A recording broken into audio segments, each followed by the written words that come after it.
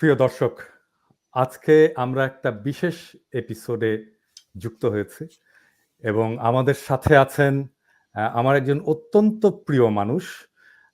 আমরা একসাথে কাজ করেছি। সুলতান মোহাম্মদ জাকারিয়া।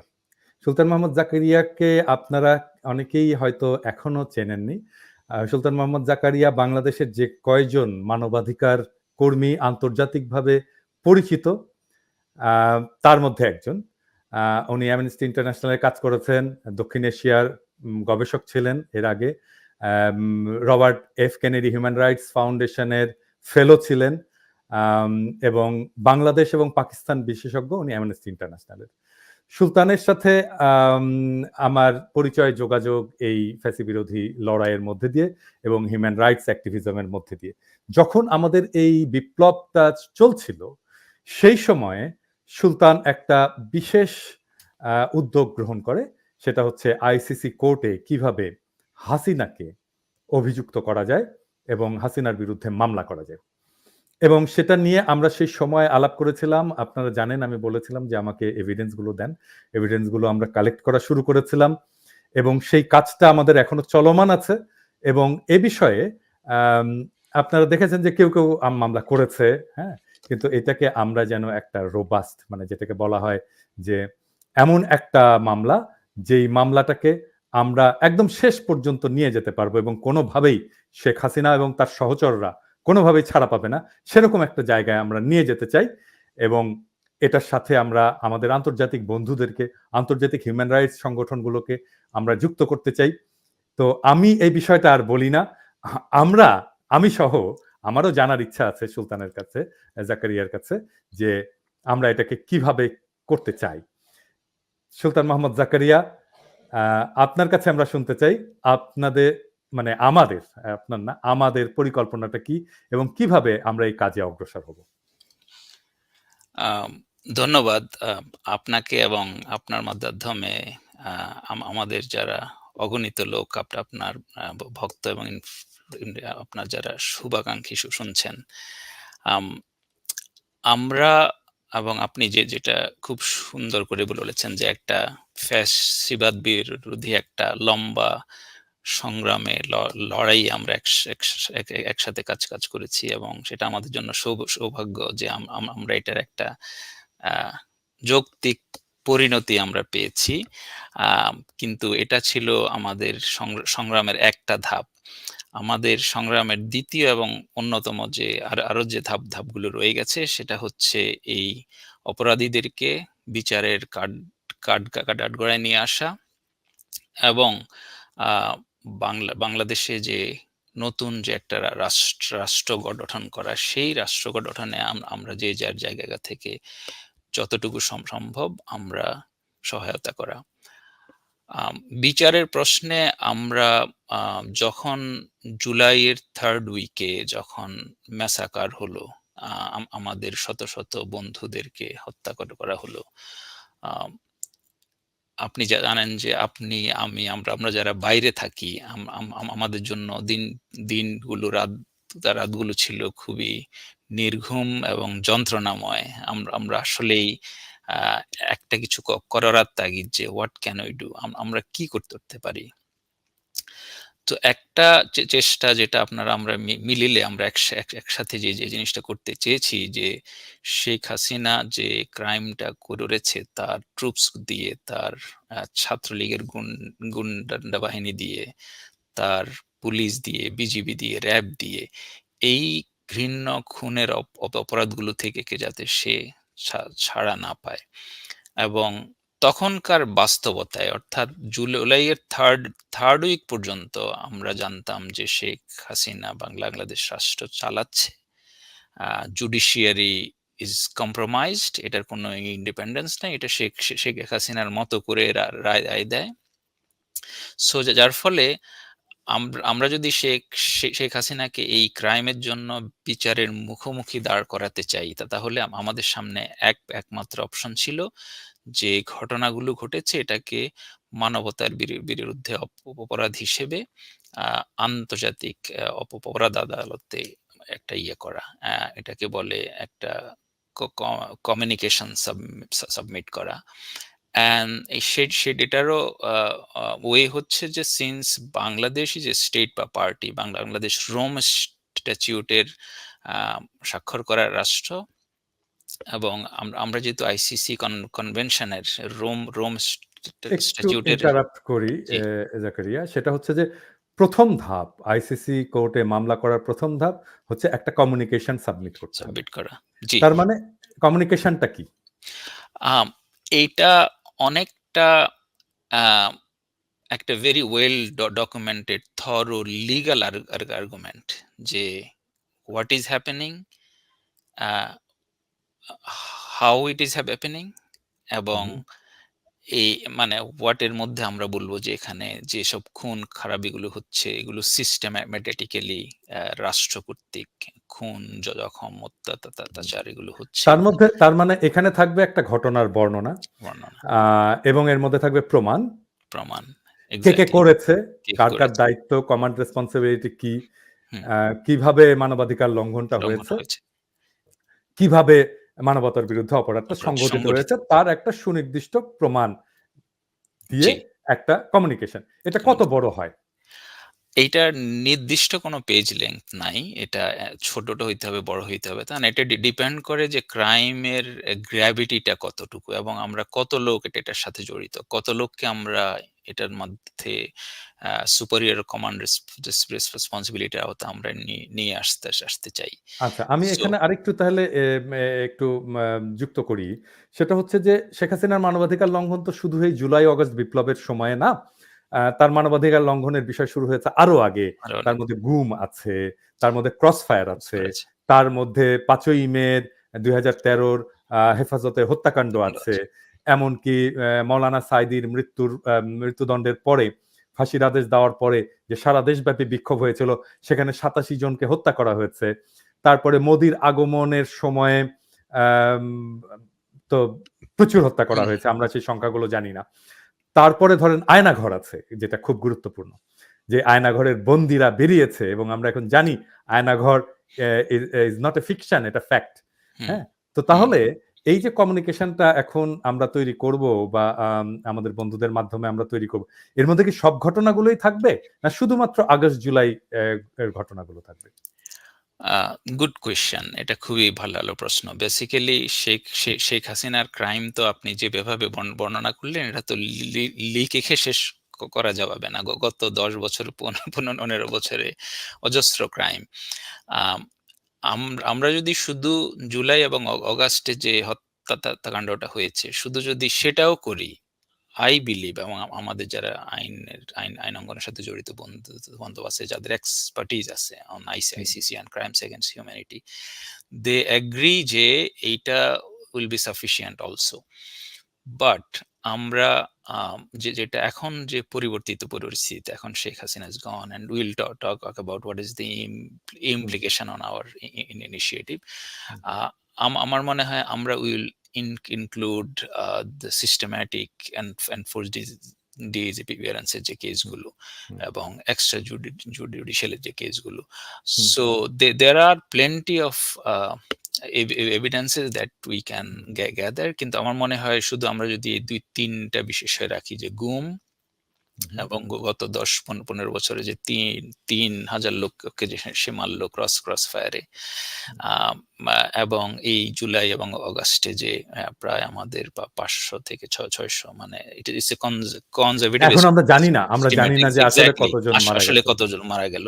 হুম। সো এখন এই যে even this numbers is huge, এটা বাংলাদেশের ইতিহাসে তো কোনো শাসক এত লোক মারারে নাই। স্বাধীন বাংলাদেশের ইতিহাসে কোনদিন এত এবং আমি বলি যে ৭১ এর যুদ্ধের ওই সময়টা বাদ দিলে ইভেন ব্রিটিশ পাকিস্তান যদি আপনি একসাথেও ধরেন, গত ৩০০ বছরের ৪০০ বছরের ইতিহাসে না। এই বাংলায় এত লোক কেউ মারারে নাই। হুম। সো এটা তো একটা হিউজ ক্রাইম এবং হ্যাঁ, এইটার একসময় হতো যখন বর্গীরা আসতো। হ্যাঁ? যখন বর্গীরা হামলা করত তখন এই পরিমাণে হত্যাকাণ্ড তারা করত। হ্যাঁ, কিন্তু তো এটা কোন শাসক আমি বলছি যে হুম, হুম। বাংলার এখানে আপনি যদি লক্ষণ সেনের আগেও যান, কোন না, শেখ শাসক হাসিনা তো শাসক না আসলে। শেখ হাসিনা তো দখলদার। দখলদার। বর্গীরা যেমন আগ্রাসনকারী, হ্যাঁ, শেখ হাসিনাও ঠিক একইভাবে দখলদার। তার কোনো হ্যাঁ, বৈধতা ছিল না। সে কোনো হ্যাঁ, ভোট করেনি। সে আমাদের ভোটে নির্বাচিত না। আচ্ছা, এক্সাক্টলি। আরেকটা জিনিস করি, এটা আমার মনে হয় এই প্রশ্নটা দর্শকদের মনেও আসছে, সেটা হচ্ছে এই যে কমিউনিকেশন ডকুমেন্টটা, জি। এটা কি তৈরির কাজে হাত দিয়েছেন অলরেডি? এখানে আম আম আমাদের অস্ট্রেলিয়ার এক বন্ধু উনি একটা সাবমিশন করেছেন। বাট এটা he is now working with us. আমাদের একটা মিটিং হয়েছে। এটা আসলে আ মানে উনি একটু রাশ করে এটা সাবমিট করেছেন। But we now recognise that আসলে একটা রোবাস্ট আমাদের যে উদ্দেশ্যটা, আমাদের উদ্দেশ্য হচ্ছে যে কমান্ড সোজা বাংলায় আমাদের উদ্দেশ্য হচ্ছে শেখ হাসিনাকে ঝুলিয়ে দেওয়া। শেখ হাসিনাকে হ্যাঁ, বিচারের আওতায় আনা। হ্যাঁ। হ্যাঁ? মানে আমার ভাষায় আরকি ঝুলিয়ে দেওয়া ঝুলিয়ে আরকি। দেওয়া। হ্যাঁ, তো এখন এইটার জন্য আমাদের যে ইমপ্লিকেটিং এভিডেন্স গুলো দরকার। এখন হুম, একটা সেট অফ এভিডেন্স এটা আপনার কাছেও আসছে। আমাদের ওই যে পোর্টালে ওখানে আমাদের শত প্রায় হুম, ২,০০০ এর বেশি লোকজন সাবমিট করেছে। হুম, এগুলো হচ্ছে ওয়ান সেট অফ এভিডেন্স যে হুম, লোকজন গুলি করছে, হুম, কে করছে, হ্যাঁ? মৃত্যুর হুম, ঘটনাগুলোতে দেখাচ্ছে। হুম, বাট আমাদের আরেকটা খুব critical set of evidence we need যে জিনিসগুলো নিয়ে আমরা কাজ করছি যে আসলে how can we implicate this command hmm, মানে রেসপন্সিবিলিটির আওতায় শেখ হাসিনাকে, হুম, কাদের সাহেবকে কিংবা অন্য হুম, যারা কমান্ড রেসপন্সিবিলিটির আওতায় আছেন, হুম। ডিবি হারুনকে, পুলিশের, অর্থাৎ what they did, what instruction they ডি মানে আচ্ছা, একটা জিনিস বলি, যাকে ডিবি হারুন কোথায়? It's a good question. এটা বাংলাদেশের লোকজনকে মানে আপনি জানেন? আপনি জানেন ডিবি হারুন কোথায়? আমি জানি না। আমি আচ্ছা, অনেক ঠিক কিছু আছে। শুনছি। আমি স্পেকুলেশন বলতে চাচ্ছি না আচ্ছা, আরকি। আচ্ছা। আমার কাছে না, ডেফিনিটিভ কোনো ইনফরমেশন নেই। আচ্ছা, ঠিক আছে। আমি একটু আ আপনাকে থামিয়ে দিয়ে মাঝে মাঝে প্রশ্ন করতে হচ্ছে, আপনি সিউর। কিছু মনে করবেন না। না, কারণ অবশ্যই, আ আমার মনে যেই প্রশ্নগুলো আসছে, সে একই প্রশ্ন হয়তো দর্শকদের মনেও আসছে। হ্যাঁ? আমি অবশ্যই। খুব নাইভ ভাবে আপনাকে আপনার ইয়েটাকে অ্যাপ্রোচ করতে চাই। ধরেন একজন শাসক আ একটা ক্রাইম এগেইনস্ট হিউম্যানিটি করল। একটা। হুম, ওয়ান স্পেসিফিক একটা ইনস্ট্যান্স। ধরেন আয়নাঘরের মতো একটা ঘটনা ঘটালো। হুম? হুম, আয়নাঘরে এরকম করে নিয়ে যেয়ে মানুষকে বিচার ছাড়া আটকে রাখলো, যার আসলে কোনো অপরাধ নাই। হুম, সে কোনো হুম, অপরাধ করেনি। হ্যাঁ? এবং হুম, যার বিরুদ্ধে কোনো ফৌজদারি আ একটা অভিযোগ দায়ের করারও মতো তার কোনো অপরাধের কোনো হিস্ট্রি হুম, নাই। হ্যাঁ? কিন্তু তাকে কিছু করা যাচ্ছে না। কিন্তু তাকে জেলে ঢুকাতে হবে। তাকে হুম, নির্যাতন করতে হবে এবং তার মুখটা বন্ধ করে রাখতে হবে। সেইজন্য সে একটা সিক্রেট ডিটেনশন সেন্টার বানালো, যেটা বাংলাদেশের আইনের মধ্যে নাই, তার হুম, এখতিয়ারের মধ্যেও নাই। হুম, অবশ্যই বাংলাদেশ সরকারের এখতিয়ারের মধ্যে আছে যে আমি একটা জেল বানাবো। হুম। সেইখানে কেউ অপরাধ করলে আমি আদালতে যাব। আদালত যদি শাস্তি দেয় ২৪ তাহলে ঘন্টার তাকে মধ্যে, হ্যাঁ, তাহলে ২৪ তাকে ঘন্টার জেলে মধ্যে। রাখবো। কিন্তু রাইট। আমি যার বিরুদ্ধে কোনো অভিযোগ দায়ের করতে পারছি না, হুম, হ্যাঁ? ধরেন আমার বিরুদ্ধে মামলা করছে। হুম, কতগুলো মামলা করছে আমি জানি না। হুম, বাট করছে তো মামলা। সো আমার বিরুদ্ধে অভিযোগ। ধরেন সুলতান মোহাম্মদ জাকারিয়া, তার বিরুদ্ধে তো কোনো অভিযোগ করার মতো কোনো হুম, কিছু নাই। হুম, হুম, হ্যাঁ? সে তো আ ভিডিও বানাচ্ছে না, ইউটিউব করছে না, এই করছে না, সেই করছে না, সরকারকে গালিও দিচ্ছে না। হুম, হ্যাঁ? তো হুম, জাতির পিতার বা শেখ হাসিনার সম্মানহানি করছে না। হুম, তো এখন সুলতান মোহাম্মদ জাকারিয়াকে আমি কিভাবে শায়েস্তা করব? হুম, সুলতান মোহাম্মদ জাকারিয়াকে আয়নাঘরে ঢুকায় দিব। হুম। তাই তো? জি, বিষয়টা তো এরকমই। জি। মানে ব্রিগেডিয়ার আজমিকে কেন ঢুকানো হলো? একজন exactly. Celebrated army army officer. Officer. হ্যাঁ? তাকে হুম, কেন ঢুকানো হলো? কারণ সে গোলাম আজমের ছেলে এবং হুম, তার বিরুদ্ধে কোনো অভিযোগ হুম, নাই। সে হুম, রাজনীতিও করে না। হুম, হুম, হ্যাঁ? জামাত ইসলামীর সাথে তার কোনো সম্পৃক্তি নাই। তো তাকে আমি আয়নাঘরে ঢুকিয়ে দেব। মীর কাসেম আলীর ছেলে হুম, একজন ডাক্তার। হুম। আ না, মীর কাসেম আলীর ছেলে কি ডাক্তার? Barrister, barrister. আইনজীবী। মীর কাসেম আলীর ছেলেকে আমি আয়নাঘরে ঢুকিয়ে দেব। তাহলে এই যে আয়নাঘরের ঘটনা, এইটা কি আইসিসিতে সর্বোচ্চ শাস্তি নিশ্চিত করার জন্য যথেষ্ট না? I suppose so. কারণ এইটা যেটা বললেন যে এটা খুবই সিস্টেম্যাটিক ভাবে বেআইনিভাবে অ্যা দেশের জনগণের বিরুদ্ধে যে অন্যায় হুম, এবং আপনার আইসিসিতে যাওয়ার আপনার ২ টা ক্রাইটেরিয়া বলি আমি। এটাকে বলে ইস্যুস অফ অ্যাডমিসিবিলিটি। হুম, কখন আইসিসিতে আপনি যেতে পারবেন। একটা হচ্ছে যে আপনার বিরুদ্ধে একটা অন্যায় হয়েছে, ঘোরতর অন্যায়, বড় হুম, অন্যায় যেমন Aynaghor it's a grave crime against humanity. আপনার দেশে কোনো রেমেডি নাই। অর্থাৎ হুম, যে শাসক আছে they are unwilling to hmm, investigate and prosecute the crime hmm, অথবা দে আর আনএবল। হুম, ধরেন আমার উইলিং এই গভর্নমেন্ট বলল যে আমার ইচ্ছা আছে কিন্তু আমার সক্ষমতা নাই। হুম। সো ইন বোথ কেসেস আমাদের একটা একটা শর্ত স্যাটিসফাই করলেই আমরা we can refer this case to ICC. তার মানে আপনি বলছেন যে আয়নাঘরের যে ঘটনা, এই আয়নাঘরের ঘটনাটাকেই শেখ হাসিনাকে আইসিসিতে ঝুলিয়ে দেওয়ার জন্য যথেষ্ট। ঠিক তো? I think so, yes. যদি তাই হয়, যদি তাই হয় তাহলে আমরা ১ম এই আইসিসিতে আয়নাঘরের ঘটনা নিয়ে আমরা কেস সাবমিট কেন করব না? তাহলে এটা তাড়াতাড়ি হবে। কারণ আয়নাঘর থেকে মুক্তি পেয়েছে, এইখানে ভিকটিম আছে, সে বলতে পারবে Aynaghor well documented in media এবং ডিজিএফআই বলবে আয়নাঘর কোথায়, তাই না? জি, এখন সরকার যেয়ে দেখতে পারবে আয়নাঘর কোথায় ছিল, কি অবস্থা। আমরা আয়নাঘরের ডকুমেন্ট গুলো এখন সিজ করতে পারবো ডিজিএফআই জি। থেকে। তাহলে আয়নাঘর নিয়ে আমরা কেন ১ম কেসটা সাবমিট করছি না বা কমিউনিকেশনটা সাবমিট করছি না? এখন আপনার ইয়েতে আসি আমি, কমিউনিকেশনে বা আপনার এই পার্টিকুলার কোয়েশ্চেনে। আমরা যখন কার্যক্রমটা শুরু করি, ধরেন থার্ড উইক অফ জুলাই, তখন পর্যন্ত Sheikh Hasina was the prime minister এবং ইলিগাল লিগাল হোয়াট এভার, সে de jure prime minister. Hmm, তা তার আদালতের উপর আমাদের কোনো আস্থা নাই। তার ক্রাইমটা নিজে প্রসিকিউট করে উঠবে না। সে hmm, not willing. Hmm, so the admissibility issue যে আইসিসিতে আর্টিকেল 17(1)(a) দ্য রোম স্ট্যাটিউটের, যে আপনার মামলাটা আমরা অ্যাডমিশন করতে পারবো কিনা। সো আইসিসির অফিস অফ দ্য প্রসিকিউটর, যেটাকে বলে OTP, they will make the determination. So that's the first condition. Hmm, কখন পর্যন্ত আমাদের সামনে ওই অপশনটা হচ্ছে মেইন অপশন। এখন একটা আমাদের বিপ্লবী সরকার হয়েছে, একটা নতুন পরিস্থিতি। এখন before we make a submission to ICC, will have to work with the government of the day. Hmm, এই গভর্নমেন্ট তো এখন আর বলবে না যে we are not willing to do it. Hmm, hmm, hmm, এবং ওরা যদি বলে যে না আমাদের ক্যাপাসিটি ঘাটতি আছে, we have to engage them এবং বলতে হবে যে আমাদের ক্যাপাসিটি ঘাটতি আছে, দেন আমরা we can bring UN and other organisation, যে ওকে উইল হেল্প ইউ।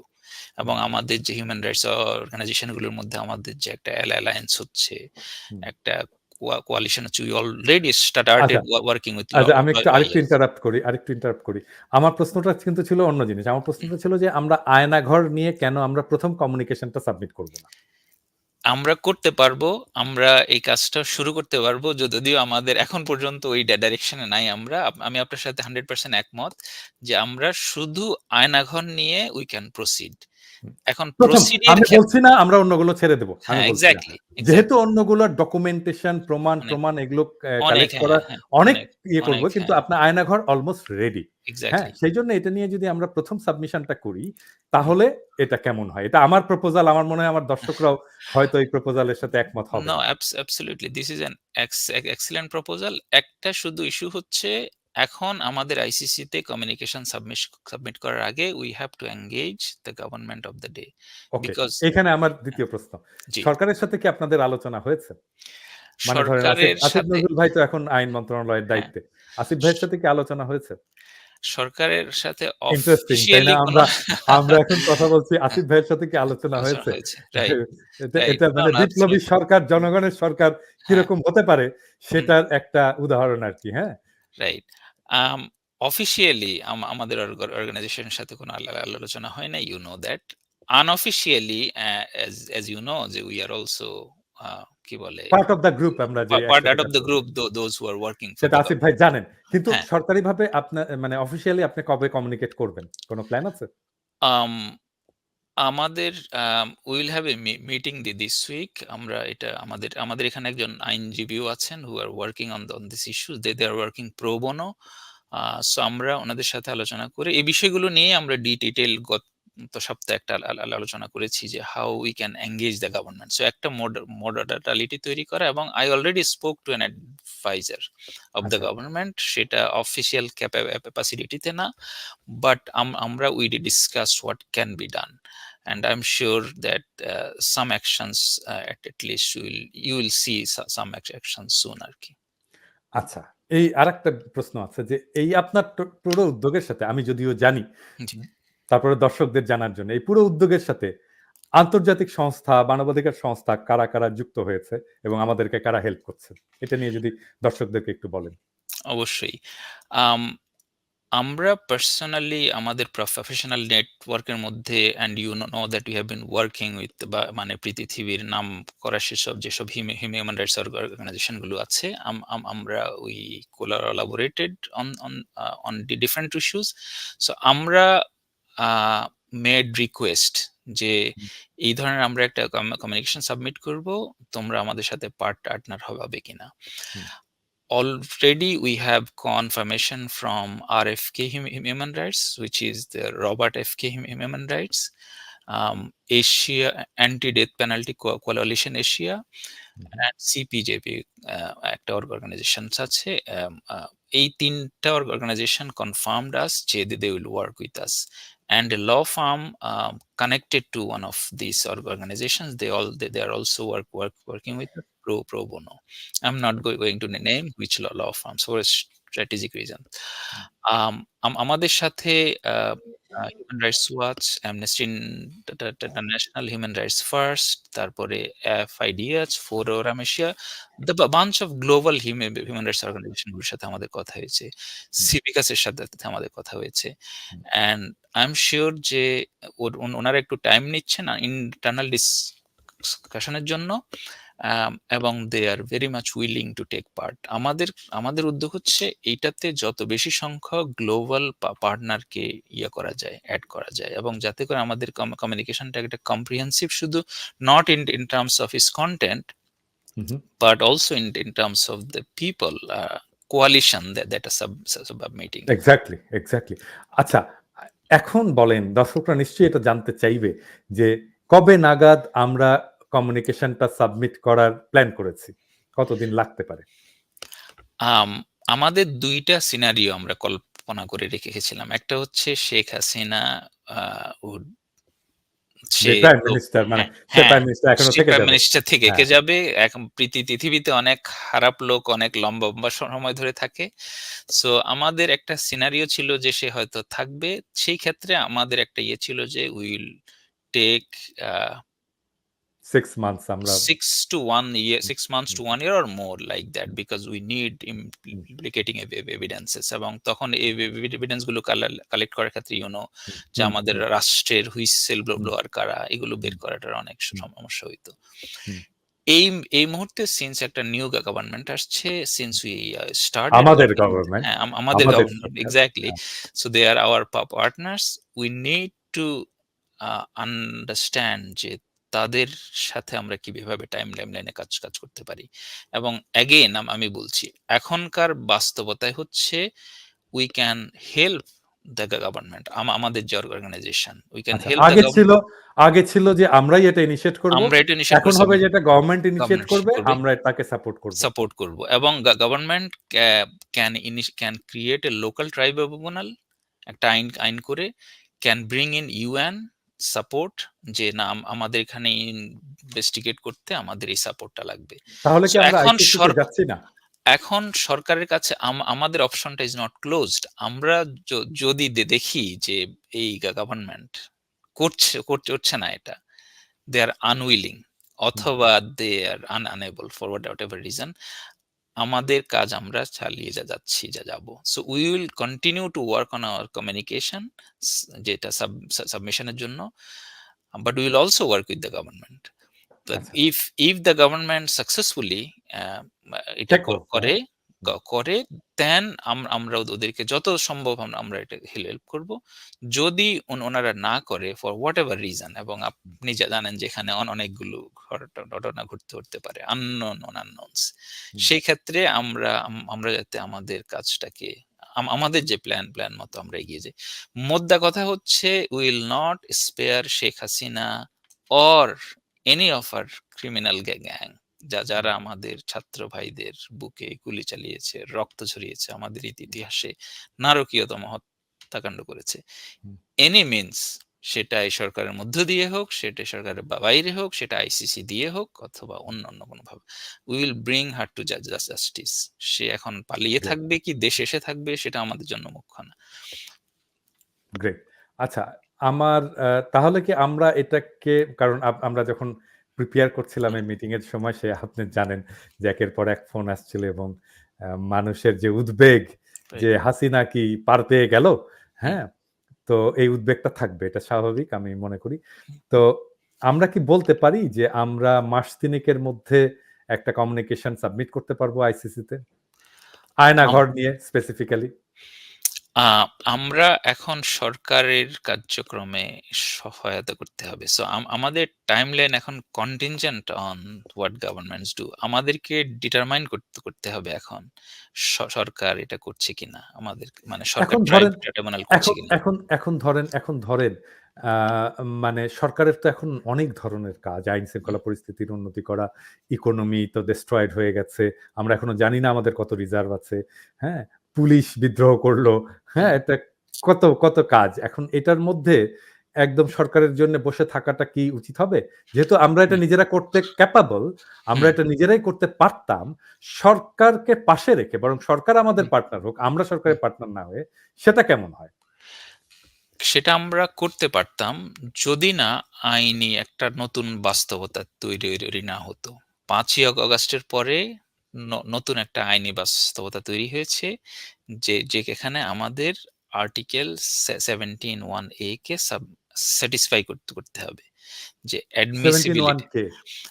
আর্টিকেল এটা কি? 17(1)(a) হচ্ছে রোম স্ট্যাটিউটের যে অফিস অফ দ্য প্রসিকিউটর ওটিপিতে যখন আমরা একটা কমিউনিকেশন সাবমিট করব তখন দে উইল ডিটারমাইন যে এই কেসটা তারা প্রসিড করবে কিনা, এই কেসটা তারা অ্যাডমিট করবে কিনা। সো অ্যাডমিশনের ক্রাইটেরিয়া হচ্ছে দুইটা, যে স্টেট বা পার্টি অর্থাৎ বাংলাদেশ যেহেতু member, hmm, they are unwilling to investigate this crime এবং প্রসিকিউট দিস ক্রিমিনালস, অথবা they are unable to investigate this crime, অথবা ওকে, হ্যাঁ। ওকে। আমি সো এটা যেটুকু বুঝলাম যে এই বাস্তবতায় বাংলাদেশ সরকারকে, বাংলাদেশ যদি এটা হাসিনা থাকতো, হুম, তাহলে তাহলে আমরা আমরা দুই এটা দুই ইনিশিয়েট আমরা করতে ৩ পারতাম। মাসের মধ্যেই আমরা এটা হ্যাঁ, সাবমিট করতে পারতাম। এখন যেহেতু সরকার নিয়েছে, সো এখন এই সরকার, এবং যেহেতু আমাদেরই সরকার, হ্যাঁ, সো এই সরকারকেই আসলে এই কাজটা ইনিশিয়েট করতে হবে। করতে হবে। তাহলে কিন্তু আমাদের সরকার যদি তাদের কমিটমেন্ট থেকে রিট্রিট করে, hmm, hmm, then we still have a case, এবং আমরা আচ্ছা, এই বুঝতে জিনিসটা পেরেছি। নিয়ে কাজ করছি। তাহলে আমাদের কাজ হচ্ছে সরকার কত দ্রুত এই কাজে হাত দেয় সেটার ওই জন্য আমাদের চাপটা আমাদের বজায় রাখা। আমাদের চাপটা অব্যাহত রাখা। এবং আচ্ছা, সরকারকে যত ধরনের টেকনিক্যাল সাপোর্ট দিয়ে দেয়া যায় সেটা আচ্ছা, ইউএন কে এনগেজ আরেকটা করে। প্রশ্ন, জি। এটা সরি টু ইন্টারাপ্ট। আরেকটা প্রশ্ন। শাস্তিটা কি হতে পারে? সর্বোচ্চ শাস্তি কি? আম সর্বোচ্চ শাস্তি আপনি আন্তর্জাতিক আদালতের যেগুলো ক্রাইমস এগেইনস্ট হিউম্যানিটির কেস, এ আমি যেটা এক্সপেক্ট করি reasonably very lengthy sentence. So আমরা যেগুলোকে আ যাবজ্জীবন বলি, বিষয়গুলো। মানে ওটা হুম। হচ্ছে বেসিক্যালি দ্য থ্রেশহোল্ড আরকি। এর বাইরে, কারণ ওখানে তো আর মৃত্যুদণ্ডের কোনো বিধান নাই। So they can get the maximum sentence given আমরা এটাকে কতটুকুন মাত্রায় এটাকে প্রুভ করতে পারি, কত কাউন্টে তাকে শাস্তি দিয়ে দেয়া হয়, কত ধরনের অপরাধ সে করেছে। So it can be amplified. কোন লোক ধরেন ১,০০০ বছর শাস্তি পেতে পারে। তাকে সাজাটা কোথায় কাটাতে হবে? আম অ্যাগেইন এটা যদি এ আ রাষ্ট্র নিজে না করে, যদি আন্তর্জাতিক ক্রিমিনাল ট্রাইব্যুনাল করে, তাহলে ওই ব্যক্তি যদি পলাতক থাকে অন্য কোনো রাষ্ট্রে, ওই রাষ্ট্র যদি আইসিসি সিগনেটারি হয় বা পার্টি হয়, তাহলে ওই রাষ্ট্র তাকে গ্রেফতার করতে হবে এবং আ আইসিসির জুরিসডিকশন মতো তার সাজা নিশ্চিত করবে। ও, কিন্তু তার যদি মানে তার মানে যে আমরা যেহেতু জানি যে আইসিসি সিগনেটরি ইন্ডিয়া না, হুম, তাই তো? হ্যাঁ, ইন্ডিয়া যদি সিগনেটরি হতো, তাহলে ইন্ডিয়াকে এখানে অ্যারেস্ট করতে সাজা হতো। হলে ইন্ডিয়াকে অ্যারেস্ট করে ইন্ডিয়ার তিহার জেলে পাঠায় দিতে হতো, তাই না? পাঠায় দিতে হতো, আহারে! রাইট। তো ইস! এখন এটা যদি হতো ইন্ডিয়া তাহলে তো কত ভালো হতো। ইন্ডিয়া তো আচ্ছা, সিগনেটরি না, রাইট? এখন সেটা একটা ওর জন্য তো একটা এসকেপ, এবং সে যেজন্য আমার মতে সে যদিও বলছে যে অমুক দেশে যেতে চায়, তমুক দেশে যেতে চায়, বাট আপনি জানি যে সে আসলে ওই দেশগুলোতে যাবে না যেখানে তার এই বিচার ফেস করার ঝুঁকি আছে। হ্যাঁ, কারণ সে তা তা ইন্ডিয়াতেই থেকে যাবে। যেভাবেই হ্যাঁ, হোক সে যে তাইরে হোক, নাইরে করে বা ইন্ডিয়াতে থেকে যাবে। বেলারুশে থাকবে, বা সে হয়তো নর্থ কোরিয়াতে যাবে। যে এখানে হ্যাঁ, যেখানে আচ্ছা, আইনের শাসনের জি, আরেকটা জিনিস বলি। ধরেন নাজি যে অফিসারদেরকে আমরা তো জানি, হ্যাঁ, হুম, আইখম্যানের কথা জানি। আইখম্যানকে আর্জেন্টিনা থেকে ধরে এনেছিল। হ্যাঁ? হুম, হুম। ধরে মানে তাকে আসলে গুম করে নিয়ে আসছিল ইসরায়েলের গোয়েন্দা সংস্থা। তো আমরা যদি হাসিনাকে এভাবে তুলে আনতে পারি আমাদের শক্তিতে, হ্যাঁ? তাহলে কি আইসিসি তাকে গ্রহণ করবে? Why not? আমার কথা হচ্ছে আইসিসি তো দেখবে না যে আপনি তাকে কেমনে আনছেন। কথা হচ্ছে আচ্ছা। সে তাকে কোথায় পাওয়া যায়। দ্যাটস দ্য মুখ্য বিষয়। কোন প্রক্রিয়ায় পাওয়া গেল সেটা তো আবার অন্য ইয়ে আরকি। অন্য লিগে গেলে ইমপ্লিমেন্ট আমাদের ভিডিও ডেফিনিটলি হাসিনা দেখবে। হুম, তো আমরা এই ভিডিওর মাধ্যমে হাসিনাকে বলতে চাই যে আম সে ব্লাক ক্যাট বা যেই হুম। পাহারাতেই থাকুক না কেন ইন্ডিয়াতে, আমরা হাসিনাকে ধরে আনবো। আ যেভাবে হোক আমরা হাসিনাকে ধরে আনবো। আমাদের এটা করতেই হবে। বাট আর আমরা চাইবো বেসিক্যালি যে ভারত সরকারের শুভবুদ্ধির উদয় হবে। এবং ভারত সরকার বাংলাদেশের জনগণের প্রতি সম্মান দেখিয়ে কারণ ভারতের সাথে এখন আমাদের একটা প্রত্যর্পণ মানে আসামি প্রত্যর্পণ চুক্তি আছে। এটা শেখ হাসিনাই করেছে। তো এখন ওই ও আচ্ছা চুক্তির তাহলে হ্যাঁ, তাহলে তাহলে ওই একটা একটা চুক্তির আইন আছে। আওতায় আমাদের সরকার এখন শেখ হাসিনা একজন অপরাধী হিসেবে তার কাছে ভারতের কাছে চাইতে পারে। হুম। যে তুমি আমার এটা হচ্ছে আমার অপরাধী sentence in a court of law ওই যে একটা আমাদের একটা একটা প্রবাদ আছে না যে পরের জন্য কুয়া খুঁড়লে নিজেই হ্যাঁ, যেয়ে পড়ে। হ্যাঁ? এক্সাক্টলি হ্যাঁ। এটা তার বোধহয় এরকম হলো। আচ্ছা, ফাইনালি আরেকটা প্রশ্ন আছে। আমরা কি এই মামলায় এই এই যে ওই যে ওর একটা পোলা আছে না কুত্তা নিয়ে হুম, বসে থাকে। কুত্তাটা কিন্তু সুন্দর আছে। হুম। হ্যাঁ? তো তো ওইটা ওরে কিছু করা যায় না? না আমি এখানে আ আ ধরেন আমি ফোকাস করতে চাই। মানে আমরা শুধু ফোকাস করতে চাই যে কমান্ড রেসপন্সিবিলিটির আওতায়। অর্থাৎ যারা এখানে এই অপরাধগুলোর আদেশ নির্দেশ দিয়েছে বা দেয়ার মতো ক্ষমতায় ছিল। যদি কোনোভাবে XYZ অন্য যে কোনো ব্যক্তি এটার মধ্যে পড়ে যে উনিও সক্রিয়ভাবে অংশ নিয়েছে নির্দেশনা দেওয়াতে। এখন সেটা এটা দেখতে হবে যে তার এখতিয়ার ছিল কিনা। হ্যাঁ, এখন সেটা যেমন একটা একটা বড় জিনিস তো বিষয়। বলতে পারি যে ইন্টারনেট শাটডাউন করে জেনোসাইড কে ঢাকার চেষ্টা করা, মানে ইন্টারনেট কেন শাটডাউন করা হয়েছে এটা প্রথমত একটা মানবাধিকার লঙ্ঘন লঙ্ঘন, হ্যাঁ, এবং তার অবজেক্টিভ ছিল যে আমি এই জেনোসাইডটা করব এবং এটা আমি দুনিয়াকে দেখতে দেব না। দেখতে হ্যাঁ। এবং এইটাই যে শাটডাউন করেছে সেটার সেই মন্ত্রণালয়ের উপদেষ্টা তো জয়। এখন উপদেষ্টা is a very technical term. মানে উপদেষ্টা আপনাকে উপদেশ দিতে পারে কিন্তু আপনি শুনবেন কিনা এটা তো আপনার উপর। কারণ উপদেষ্টা ডাইরেক্ট চেইন অফ কমান্ড এর মধ্যে পড়বে কিনা। I'll have to check. But it's a good question. আমার হাঞ্চ হচ্ছে it will be difficult to pin him down because advisory roles are advisory roles. He can always defend যে আমার ধরা যাক, আমি হ্যাঁ, আমি বলি একটু এখানে যে মানে একটা কাজ করা তো একটা মুখে, মুখে হয় না। একটা তো নোট চালাচালি হয়, সেক্রেটারি হুম, আমলাতান্ত্রিক হুম, ব্যুরোক্রেসিতে কিভাবে কাজ হুম, করে। হুম, হ্যাঁ? ধরেন মানে হুম, পলক না ওর নাম? জি, পলক যেই নোটটা দিয়ে এটা এক্সিকিউট করলো, হুম, তাকে একটা নোট ইনিশিয়েট করতে হয়েছে। একজন হুম, ডেস্ক অফিসার ইনিশিয়েট হুম, করছে। হুম, সেইখানে তাকে লিখতে হইছে। হ্যাঁ? হুম, এবং আই এম প্রিটি সিউর ওইখানে সে লিখছে, মাননীয় উপদেষ্টার সাথে এই বিষয়ে আলাপ হয়েছে। হুম। তিনিও সম্মতি দিয়েছেন। এরকম একটা কথা যদি থাকে, তাহলে তো মানে এইখানে একটু ট্রিকি এটাতে। ধরেন এখন আ আ গভর্নমেন্ট সিস্টেমে তো উনি মাননীয় উপদেষ্টার কথা শুনতে বাধ্য নন। So he had to take actions on his own. এখন উপদেষ্টার কথা শুনতে উনি বাধ্য নন। কারণ না, না, উনার না, যে না, না, না। দায়িত্ব আমি আবার একটু জিনিসটা বলি, হুম, বুঝিয়ে বলি। ধরেন আ ধরেন আমি পলক।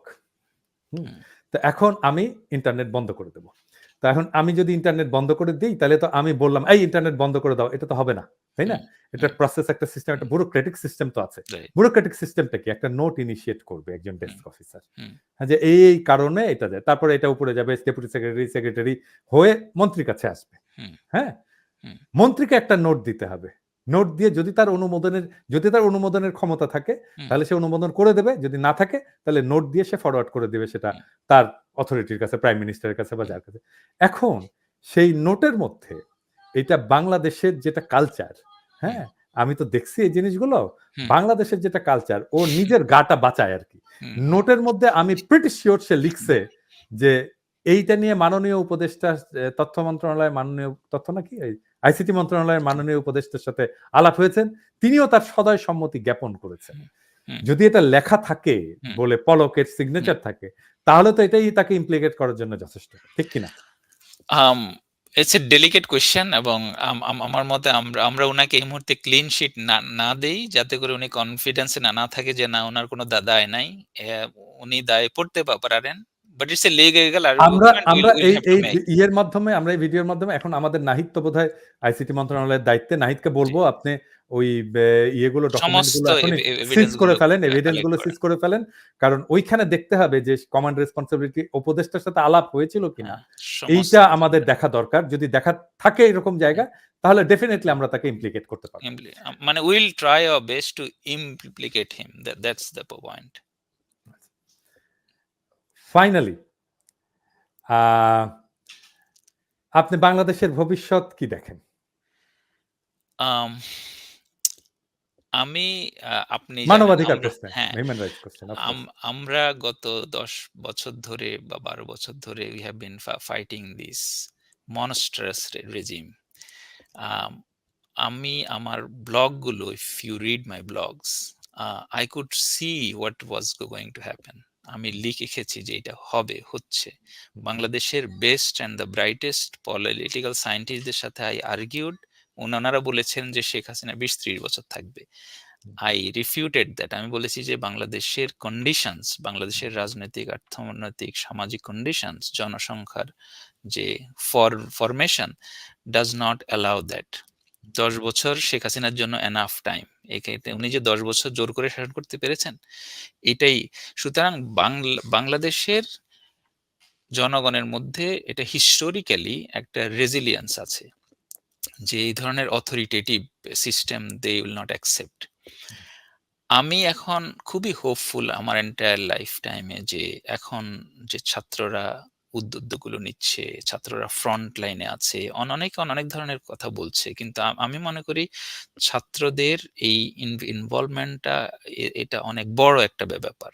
কারণ তাদের ইভেন আপনার আমার চেয়েও তাদের ইমিডিয়েট স্বার্থটা কম, কনফ্লিক্ট অফ ইন্টারেস্টটা কম। They are fresh exactly, blood, exactly, they are exactly. Fresh blood, innocent. They তাদের আর স্ট্রেংথ ভেরি হচ্ছে ইনোসেন্ট। তাদের innocence. Yes, Innocence. Exactly, They have exactly. very little conflict of interest.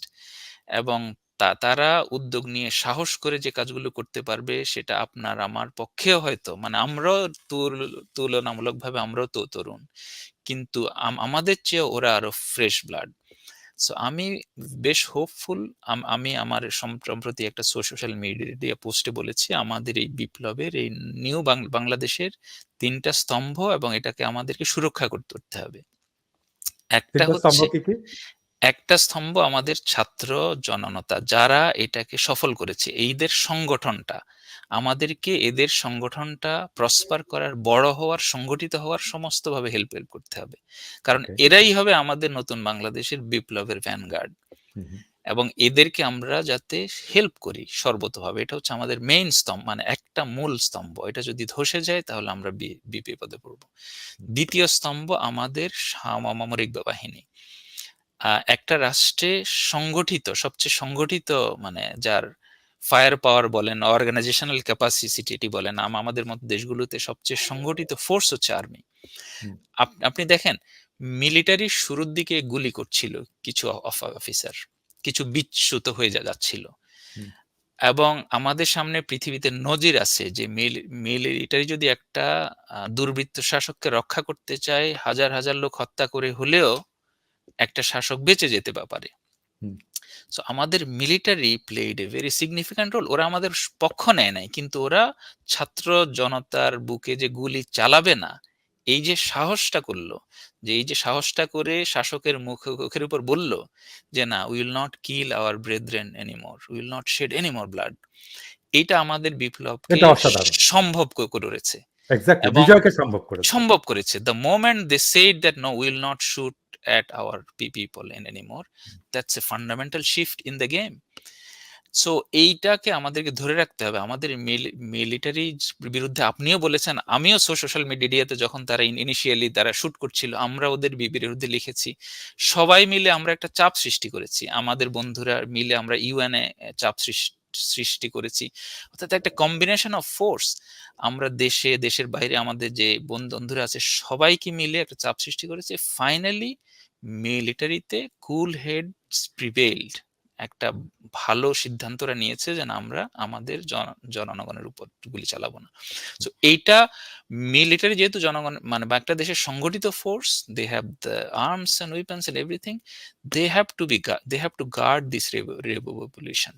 ওরা আমাদের বিপ্লব রক্ষা করা, নতুন বাংলাদেশ গড়ার দ্বিতীয় স্তম্ভ। আপনি যাই বলেন, পৃথিবীর ইতিহাসে কোনো বিপ্লব সংগঠিত হয় নাই মিলিটারির সক্রিয় বা নিষ্ক্রিয় সমর্থন ছাড়া।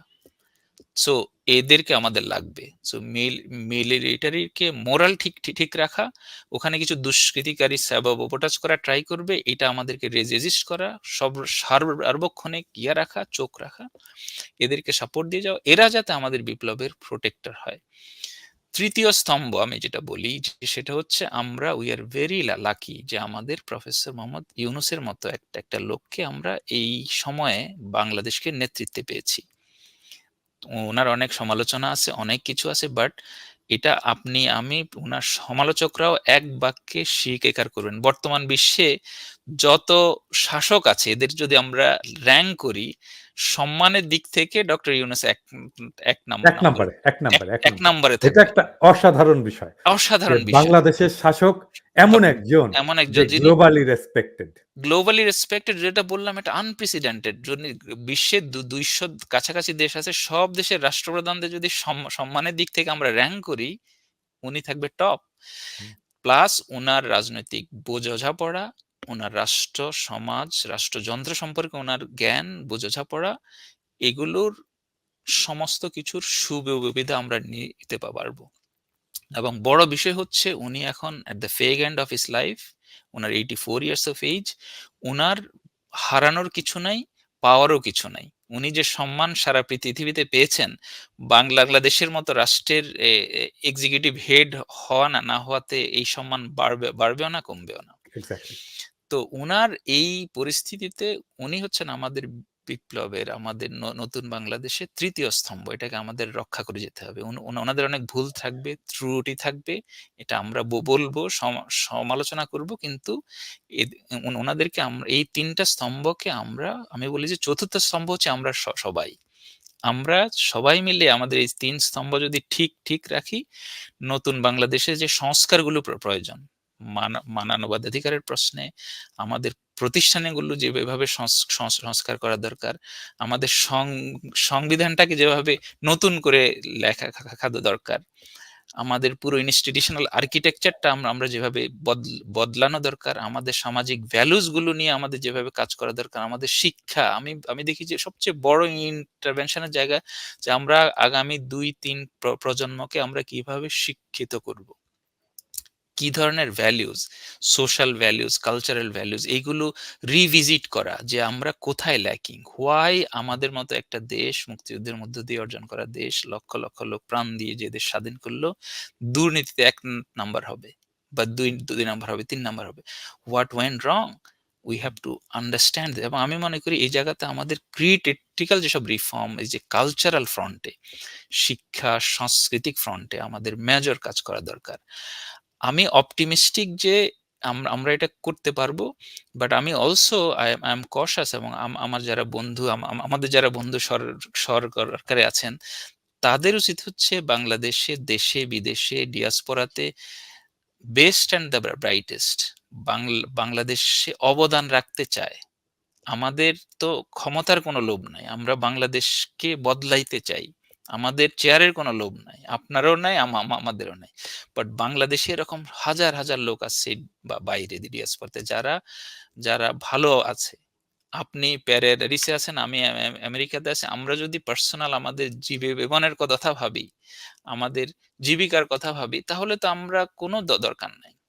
একটা একটা দেশের এই পরিস্থিতি থেকে এটাকে ঠিক করা। বাট এই ধরনের আমি একটা এক্সাম্পল দিচ্ছি আপনাকে আমাকে দিয়ে। এই ধরনের হাজার, হাজার ইয়াং তরুণ আছে, স্কলার আছে।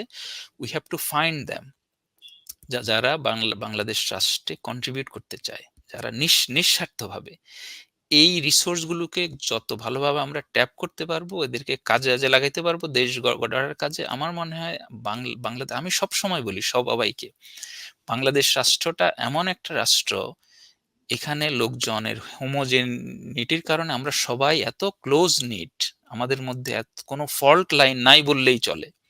এথনিক ফল্ট লাইন নাই, রিলিজিয়াস ফল্ট লাইন নাই, যেটা আছে অলমোস্ট ফেক একটা জিনিস তো তৈরি করে রাখা।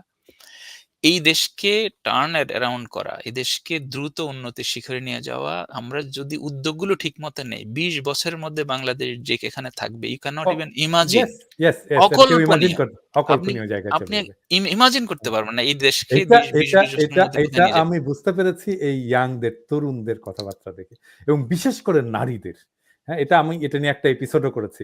যাই হোক, আমার ফাইনাল আমার একটা এপিসোডে আমি বলেছিলাম যে আগামীর বাংলাদেশে আমরা কি করব। হ্যাঁ, সেটা সম্ভব হয়ে গেছে। সেটা হচ্ছে যে দেখেন, পৃথিবীতে এরকম এক্সাম্পল খুব কম আছে যে যেই কান্ট্রিতে একটা সিরিয়াস হিউম্যান রাইটস ভায়োলেশন হয়েছে দীর্ঘদিন ধরে, এবং সেই দেশে একটা বিপ্লবী সরকার ক্ষমতা নিয়েছে এবং এই জালেমকে উৎখাত করে মজলুমরা ক্ষমতায়িত হয়েছে, সেরকম দেশ কিন্তু খুব বেশি নাই। তো বাংলাদেশ হিউম্যান রাইটস ভায়োলেশনের একটা খুব চমৎকার জায়গা, যেখানে এটা কেস স্টাডি, এখানকার ডকুমেন্টেশন, হ্যাঁ, এই কাজগুলো করার জন্য একটা খুব ভালো জায়গা। এবং আমাদের দেশে হিউম্যান রাইটস অর্গানাইজেশন নাই, এবং আমাদের দেশে কেন আন্তর্জাতিক হিউম্যান রাইটস সংগঠনগুলো তাদের অফিস করবে না? আমি আমি আমার চ্যানেলে বলবো, আপনি আপনার চ্যানেলে বলেন। যেটা করতে পারে বাংলাদেশ সরকার, সেটা হচ্ছে যে তাদেরকে উৎসাহিত করার জন্য তাদেরকে সরকারি স্পেস দেবে, তাদের ইলেকট্রিসিটি ফ্রি করে দেবে, এবং যারা কাজ করতে আসবে হিউম্যান রাইটস অর্গানাইজেশনে তাদের আয়টাকে ট্যাক্স ফ্রি করে দেবে।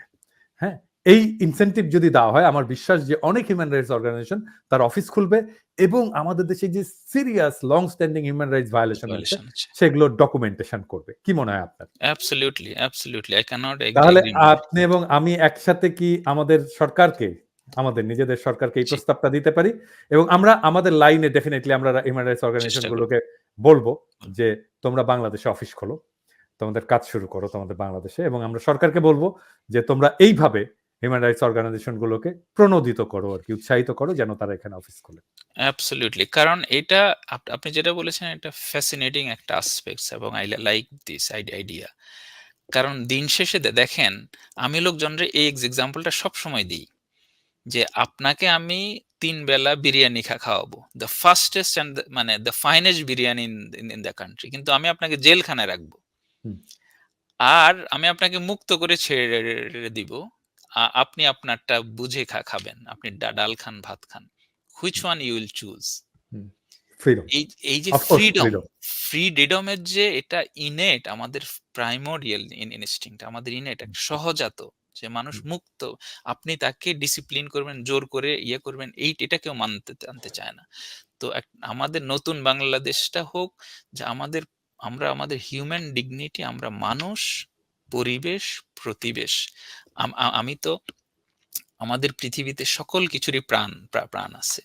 তো আমরা এমন একটা মানবিক ব্যবস্থা গড়ে উঠুক, যেখানে আমাদের প্রত্যেকটা মানুষের মানবিক মর্যাদা, ডিগনিটি, এটাকে আমরা সম্মান করব। সে তার উদ্যম দিয়ে, কর্ম দিয়ে যাতে সে তার সেরাটা বের হয়ে আসে, এই জন্য একটা এনেবলিং এনভায়রনমেন্ট আমরা তৈরি করব। সেখানে কেউ ভয় পাবে না লিখতে, সেটা তো একেবারে ফান্ডামেন্টাল। আপনি চিন্তা করে দেখেন, শেখ হাসিনা দেশটাকে কই নিয়ে গেছে। সোশ্যাল মিডিয়াতে আপনার পোস্টে একটা লাইক দিবে, সেইটা নিয়েও তাকে ২ বার ভাবতে হয়েছে যে আমি লাইক দিব কিনা। এই যে একটা টেরোরাইজেশন অফ দ্য এন্টায়ার পপুলেশন, এই জন্য তো শেখ হাসিনার ১০০ বছরের হওয়া উচিত, সাজা হওয়া উচিত। তো আমাদের দেশের এটা মানানে না, মানে আমরা চাই যে মানুষ ডিগনিটি নিয়ে, মর্যাদা নিয়ে সামাজিক সম্পর্কগুলোকেও নষ্ট করে দিচ্ছে। যেমন আমার এক কাজিন, সে তার হাজবেন্ডের সাথে আমি দেশের নাম বলতেছি না, ইউরোপেরই এক দূতাবাসে থাকে। আমি হঠাৎ করে ফেসবুকে দেখতেছি যে ও প্যারিসে ছবি দিচ্ছে আর কি। হ্যাঁ, তো আমি মাকে ফোন করে বললাম যে, "মা ও কি আসছে নাকি প্যারিসে?" আমি বললাম, "হ্যাঁ, আসছে।" আমি বললাম, "ও আমাকে ফোন দিল না একটা যে, দাদা আমি আসছি। এরকম তোমার সাথে দেখা করতে।" হুম, মানে আমার কাজিন আমাকে ফোন দিচ্ছে না ভয়ে হয় যে তাকে আবার কি করে তার থেকে হাসব্যান্ডের কি চাকরি করে? চলে যায় হ্যাঁ, কিনা। চাকরি চলে হ্যাঁ?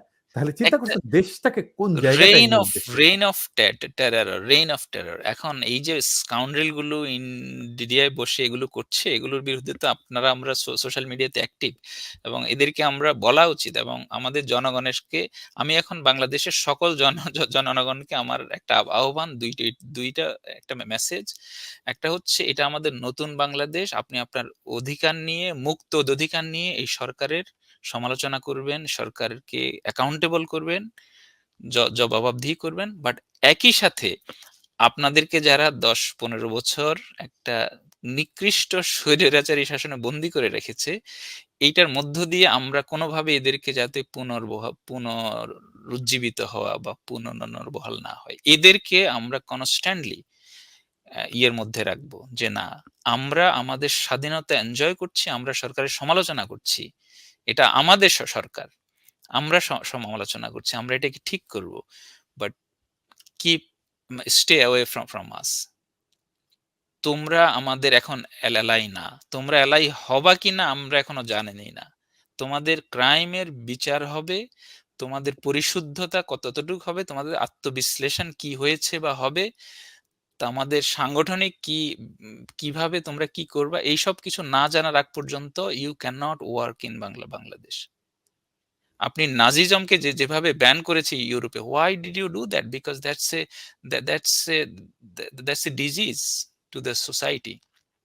তো আপনি সোসাইটিতে এই ধরনের একটা ফ্যাসিস্ট আইডিওলজি আপনি রান করতে দিবেন কিনা এটা বাংলাদেশের জনগণকে ডিসিশন নিতে হবে। হোয়াইল সেইং দ্যাট যাতে আমরা আমাদের স্পেসটাকে এই ফ্যাসিস্টদেরকে দূরে রাখতে গিয়ে আমরা আমাদের স্পেসটা যাতে বন্ধ করে না দিই, সেটাও আমাদেরকে খুব সতর্কতার সাথে যে আমরা we have to keep criticising hour government. আমাদেরকে বলতে হবে যে তোমরা ভুল করছো এর মধ্য দিয়ে। আমি অ্যান্ড তো আই আজকের এপিসোডে এটা বলেছি, আমি জানি না আপনি দেখেছেন কিনা। আমি বলছি একটা শ্যাডো ক্যাবিনেট আমি তৈরি করব। যেখানে আমি সারা আ সব সেক্টরের এক্সপার্টদেরকে সারা পৃথিবী থেকে নিয়ে এসে আমরা কনস্ট্রাকটিভ ক্রিটিসিজম করে যাব। মানে এই অ্যাবসলিউটলি সরকারের একটা বিরোধী দল দরকার। আমরা সেই এক্সাক্টলি বিরোধী দল হব। অ্যাবসলিউটলি অলদো এটা আমাদেরই সরকার, আমরা তাকে রক্ষা করব। রক্ষা করব। হ্যাঁ। কিন্তু তার পাশাপাশি আমরা তার কনস্ট্রাকটিভ ক্রিটিসিজম করব। যে কোনো সরকার যত ভালো সরকারই হোক, power corrupts and absolute power corrupts absolutely. So যেই সরকারে যায়, যদি আমিও যাই আজকে, আপনার দায়িত্ব হচ্ছে আমি যাতে ঠিক থাকি আমাকে জবাবদিহির মধ্যে রাখা। এক্সাক্টলি, আমি এক্সাক্টলি। যাতে স্বচ্ছভাবে কাজ করি, আমি যাতে আমার দায়িত্ব ভুলে না যাই। এটা আমাকে প্রতিনিয়ত রিমাইন্ডার দিয়ে যাওয়া। সো আমাদের সরকারে যারা যাবেন বা যাচ্ছেন বা আগামীতে যাবেন, প্রত্যেকের যাতে এটা মাথায় থাকে যে আমাকে সমালোচনা করা যাবে, আমি সমালোচনা শুনবো, অযৌক্তিক হলেও হবে শুনবো। Exactly, exactly. অযৌক্তিক সমালোচনাও আমাকে করতে হবে। আমাকে যদি গালিও দেয় কেউ, তা আমি সেটা শুনবো। আমি যদি সেটা শুনতে না চাই, দয়া করে সরকারে থাকবেন না। Because exactly. That's not the place for you. Hmm, exactly. Thank you Sultan Mohammad Zakaria. Thank you. আজকে আমার দর্শকদের সামনে আমার চ্যানেলে সম্ভবত এটাই ১ম একটা টক শোর মতো যেটা আমি হোস্ট করলাম। এরপরে আরো করব ডেফিনিটলি, এবং আবার আপনার সাথে কথা বলব যখন আপনি আরো কিছু প্রোগ্রেস করবেন। আমরা ডেফিনিটলি আপনি যখন কমিউনিকেশনটা সাবমিট করবেন, তারপরে আবার আমরা এই আলাপটা করব। ভালো অবশ্যই। থাকবেন সুলতান। আপনাকেও সুস্থ ধন্যবাদ। থাকবেন এবং জি, আপনার ভালো কাজ অব্যাহত রাখবেন। আরেকটি বিষয় বলে রাখতে চাই, অনেকেই হয়তো জানে না যে র‍্যাবের যে স্যাংশন, সেই স্যাংশনের পিছনে অনেকে কাজ করেছে এবং তার মধ্যে একটা অত্যন্ত গুরুত্বপূর্ণ কাজ করেছে আমাদের সুলতান মোহাম্মদ জাকারিয়া। আমার দেশকে আমি সহায়তা করতে চেয়েছি। আমার কারো ব্যক্তি বা সংস্থার বিরুদ্ধে আমাদের আক্রোশ নাই। আমাদের দেশের মানুষের বিরুদ্ধে সংগঠিতভাবে যে বা যারাই ক্রাইম করবে, অপরাধ করবে সেটা আমাদের দায়িত্ব। আর সুতরাং সেখানে ওই আমাদের কালেক্টিভ এফোর্ট এ কালেক্টিভ আমারও এফোর্ট সামান্য একটু অবশ্যই। অবদান ছিল। আমরা তো সবাই মিলে। লিখে রেখো ১ বিন্দু দিলাম শিশির। অবশ্যই। ভালো থাকবেন জাকারিয়া।